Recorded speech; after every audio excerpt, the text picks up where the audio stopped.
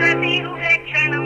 सहारवक्षस्थलशोभिकौस्तुभं नमामि विष्णुं शिरसा चतुर्भुजम् छायायां पारिजातस्य हेम सिंहासनोपरि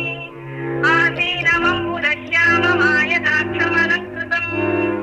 चन्द्राननं चतुर्बाहुं श्रीवत्साङ्कितवक्षसु रुक्मिणी सत्यभामाभ्यां सशिरं